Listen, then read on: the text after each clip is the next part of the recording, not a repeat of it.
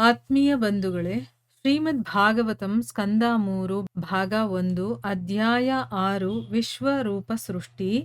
ಇದರಿಂದ ಇವತ್ತು 4 ಶ್ಲೋಕಗಳನ್ನು ತಿಳ್ಕೊಳ್ಳೋಣ. ಶ್ಲೋಕ 18 ತ್ವಚಮಸ್ಯ ವಿನಿರ್ಭಿನ್ನಾಂ ವಿವಿಶುರ್ಧಿಷ್ಣ್ಯಮೋಷಧೀಃ ಅಂಶೇನ ರೋಮಭಿಃ ಕಂಡೂಂ ಯೈರಸೌ ಪ್ರತಿಪದ್ಯತೆ. ಅನುವಾದ: ಚರ್ಮವು ಪ್ರತ್ಯೇಕವಾಗಿ ವ್ಯಕ್ತವಾದಾಗ ಸ್ಪರ್ಶಾನುಭವಗಳ ನಿಯಾಮಕ ದೇವತೆಗಳು ಮತ್ತು ಅವರ ಬೇರೆ ಬೇರೆ ಅಂಶಗಳು ಅದರೊಳಗೆ ಪ್ರವೇಶಿಸಿದವು. ಇದರಿಂದ ಜೀವಿಗಳು ತುರಿಕೆಯನ್ನು ಸ್ಪರ್ಶ ಸುಖವನ್ನು ಅನುಭವಿಸುತ್ತವೆ. ಶ್ಲೋಕ 19 ಮೇಢ್ರಂ ತಸ್ಯ ವಿನಿರ್ಭಿನ್ನಂ ಸ್ವಧಿಷ್ಣ್ಯಂ ಕ ಉಪಾವಿಶತ್ ರೇತ ಸಾಂಶೇನ ಯೇನ ಸಾವಾನಂದಂ ಪ್ರತಿಪದ್ಯತೆ. ಅನುವಾದ: ಅದ್ಭುತ ವಿಶ್ವರೂಪದ ಜನನೇಂದ್ರಿಯಗಳು ವ್ಯಕ್ತವಾದಾಗ ಮೂಲ ಜೀವಿಯಾದ ಪ್ರಜಾಪತಿಯು ತನ್ನ ವೀರ್ಯಾಂಶ ಸಹಿತವಾಗಿ ಅವುಗಳಲ್ಲಿ ಪ್ರವೇಶಿಸಿದನು ಮತ್ತು ಇದರಿಂದ ಜೀವಿಗಳು ಕಾಮಸುಖವನ್ನು ಅನುಭವಿಸಬಹುದು. ಶ್ಲೋಕ 20 ಗುದಂ ಪುಂಸೋ ವಿನಿರ್ಭಿನ್ನಂ ಮಿತ್ರೋ ಲೋಕೇಶ ಅವಿಶತ್ ಪಾಯುನಾಂಶೇನ ಯೇನಾಸೌ ವಿಸರ್ಗಂ ಪ್ರತಿಪದ್ಯತೆ. ಅನುವಾದ: ವಿಸರ್ಜನಾಂಗವು ಬೇರೆಯಾಗಿ ವ್ಯಕ್ತವಾದಾಗ ನಿಯಾಮಕನಾದ ಮಿತ್ರನೆಂಬ ದೇವತೆಯು ವಿಸರ್ಜನಾಂಗಗಳ ಭಾಗಗಳೊಂದಿಗೆ ಅದರಲ್ಲಿ ಪ್ರವೇಶಿಸಿದನು. ಹೀಗೆ ಜೀವಿಗಳಿಗೆ ಮಲಮೂತ್ರ ವಿಸರ್ಜನೆ ಮಾಡಲು ಸಾಧ್ಯವಾಗಿದೆ. ಶ್ಲೋಕ 21 ಹಸ್ತಾವಸ್ಯ ವಿನಿರ್ಭಿನ್ನ ವೇಂದ್ರಸ್ವರ್ಪತಿರಾವಿಶತ್ ವಾರ್ತಾಯಾಂಶೇನ ಪುರುಷೋ ಯಯಾ ವೃತ್ತಿಂ ಪ್ರಪದ್ಯತೆ. ಅನುವಾದ: ಅನಂತರ ಅದ್ಭುತ ರೂಪನ ಕೈಗಳು ಬೇರೆಯಾಗಿ ವ್ಯಕ್ತವಾದವು.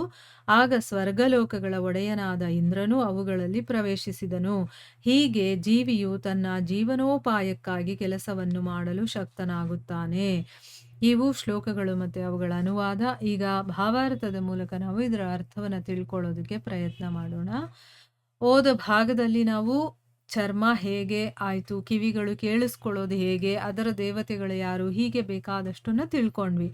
ಈಗ ಈ ಶ್ಲೋಕದಲ್ಲಿ ಏನು ಹೇಳ್ತಾ ಇದ್ದಾರೆ ಅಂತಂದರೆ, ಆ ವಿಶ್ವರೂಪ ಇದೆಯಲ್ಲ, ಭಗವಂತನ ವಿಶ್ವರೂಪ, ಆ ವಿಶ್ವರೂಪದಿಂದ ಚರ್ಮ ಅನ್ನೋದು ಪ್ರತ್ಯೇಕವಾಗಿ ವ್ಯಕ್ತವಾದಾಗ ಸ್ಪರ್ಶಾನುಭವ ಅಂತಂದರೆ ನಮಗೆ ಸ್ಪರ್ಶದ ಅನುಭವ ಆಗಬೇಕು. ಅದರ ನಿಯಾಮಕ ದೇವತೆಗಳು ಮತ್ತು ಅದರ ಬೇರೆ ಬೇರೆ ಅಂಶಗಳು ಅದರೊಳಗಡೆ ಪ್ರವೇಶ ಮಾಡುತ್ತೆ. ಇದರಿಂದ ಏನಾಯಿತು, ಜೀವಿಗಳಿಗೆ ತುರಿಕೆಯನ್ನು ಮತ್ತು ಸ್ಪರ್ಶ ಸುಖವನ್ನು ಅನುಭವಿಸೋದಕ್ಕಾಯಿತು. ಈಗ ನಮಗೆ ತುರಿಕೆ ಆಗುತ್ತಲ್ವಾ, ಕೆರೆತ ಅಂತ ಹೇಳ್ತೀವಿ, ಅದಕ್ಕೆ ಬೇರೆಯಾದ ದೇವತೆ ಇದೆ.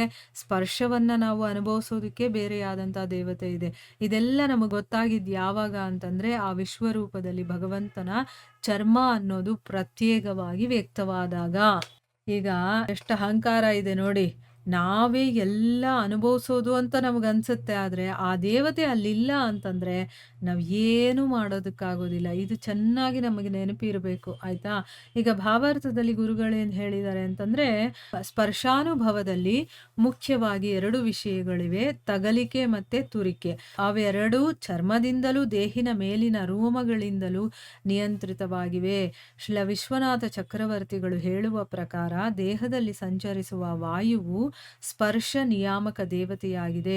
ಓಷಧ್ಯ ದೇಹದ ಮೇಲಿನ ರೋಮಗಳ ನಿಯಾಮಕ ದೇವತೆ. ಚರ್ಮಕ್ಕೆ ಸ್ಪರ್ಶವು ಅನುಭವ ವಿಷಯ ಮತ್ತು ಶರೀರದ ರೋಮಗಳಿಗೆ ತುರಿಕೆ ಅನುಭವದ ಸಂಗತಿಯಾಗಿದೆ. ಈಗ ಇಲ್ಲಿ ಗುರುಗಳೇನು ಹೇಳ್ತಾ ಇದ್ದಾರೆ ಅಂತಂದರೆ, ಸ್ಪರ್ಶದ ಅನುಭವದಲ್ಲಿ ಮುಖ್ಯವಾಗಿ 2 ವಿಷಯಗಳಿದೆ. ಒಂದು ತಗಲಿಕೆ, ಅಂದರೆ ನಾವು ಬೇರೆಯವರನ್ನ ಕೈಗೆ ತಗಲಿಸ್ಕೊಂಡಾಗ ಅಥವಾ ಬೇರೆ ವಸ್ತುವನ್ನು ತಗಲಿಸ್ಕೊಂಡಾಗ ಅದರಿಂದ ನಮಗೆ ಕೆಲವೊಂದು ಅನುಭವ ಆಗುತ್ತಲ್ಲ ಅದು. ಮತ್ತು ತುರಿಕೆ ಅಂದರೆ ಕೆರ್ಕೊಳ್ಳೋದು. ಆ ಕೆರೆತ ಅನ್ನೋದು ಕೂಡ ನಮಗೆ ಆ ಒಂದು ಸ್ಪರ್ಶದ ಮೂಲಕನೇ ಗೊತ್ತಾಗೋದಲ್ವಾ. ಅವೆರಡೂ ಕೂಡ ಚರ್ಮದಿಂದ ಮತ್ತು ದೇಹದ ಮೇಲಿನ ರೋಮಗಳಿರುತ್ತಲ್ಲ ಅದರಿಂದ ನಿಯಂತ್ರಿತವಾಗಿದೆ.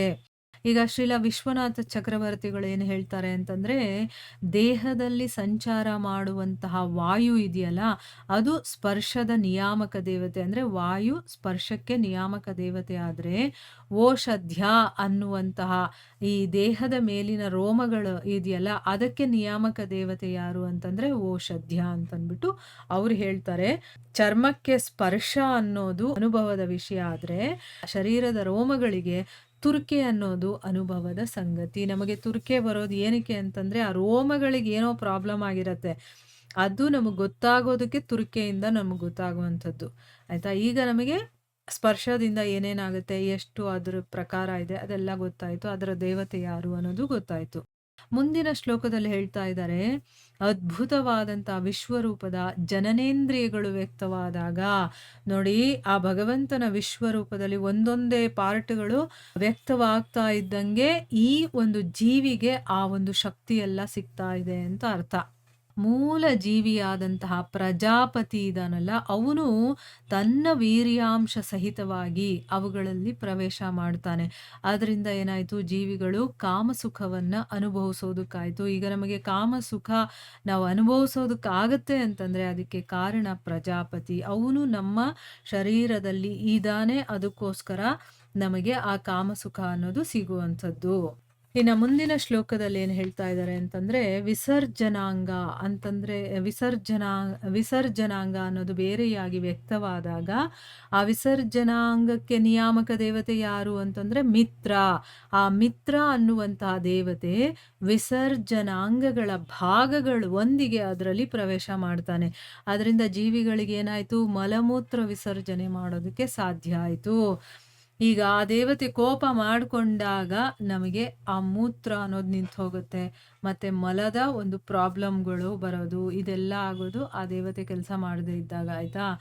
ಅದಕ್ಕೋಸ್ಕರನೇ ದೇವತೆಗಳಿಗೆ ನಮ್ಮ ಒಂದು ಗ್ರ್ಯಾಟಿಟ್ಯೂಡ್ ಅಂದ್ರೆ ನಾವು ಅವರಿಗೆ ಕೃತಜ್ಞತೆಯನ್ನ ಅರ್ಪಿಸ್ಬೇಕು. ಆಯ್ತಾ? ಯಜ್ಞಗಳ ಮೂಲಕ ಕೃಷ್ಣ ಏನ್ ಹೇಳಿದಾನೆ ಭಗವದ್ಗೀತೆಯಲ್ಲಿ, ನಾವು ನಮ್ಮ ಒಂದು ಧನ್ಯವಾದಗಳನ್ನ ಅವರಿಗೆ ಯಜ್ಞಗಳ ಮೂಲಕ ಸಮರ್ಪಣೆ ಮಾಡಿದಾಗ ದೇವತೆಗಳು ಸಂತೃಪ್ತಿಗೊಂಡು ನಮಗೇನು ಬೇಕೋ ಅದನ್ನ ಕೊಡ್ತಾರೆ ಅಂತಂದ್ಬಿಟ್ಟು ಭಗವದ್ಗೀತೆಯಲ್ಲಿ ಹೇಳಿದಾನಲ್ವಾ. ಆ ವಿಷಯಗಳೆಲ್ಲ ಇಲ್ಲಿ ನಮಗೆ ಚೆನ್ನಾಗಿ ಅರ್ಥ ಆಗುತ್ತೆ ನೋಡಿ. ಯಾಕೆ ಅಂತಂದ್ರೆ ಆಯಾ ದೇವತೆಗಳು ಒಂದೊಂದು ಅಂಗಾಂಗಗಳಲ್ಲೂ ಕೂಡ ಒಂದೊಂದು ದೇವತೆ ವಾಸವಾಗಿ ಆ ಕೆಲಸಗಳನ್ನ ಮಾಡ್ತಾ ಇದ್ದಾರೆ.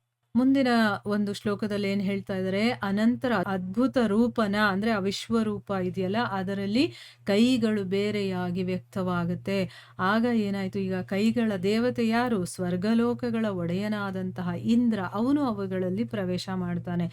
ಹೀಗೆ ಜೀವಿ ತನ್ನ ಜೀವನೋಪಾಯಕ್ಕೋಸ್ಕರ ಕೆಲಸ ಮಾಡೋದಕ್ಕೆ ಶಕ್ತನಾಗ್ತಾನೆ. ಈಗ ನಾನ್ ಮಾಡ್ದೆ ಅಂತ ಹೇಳ್ತೀವಲ್ವಾ, ಏನಾದ್ರೂ ಒಂದು ಕೆಲಸ ಮಾಡ್ಬಿಟ್ರೆ, ಆದರೆ ಆ ಇಂದ್ರ ಆ ಶಕ್ತಿಯಾಗಿ ಅಲ್ಲಿದ್ದಾನೆ.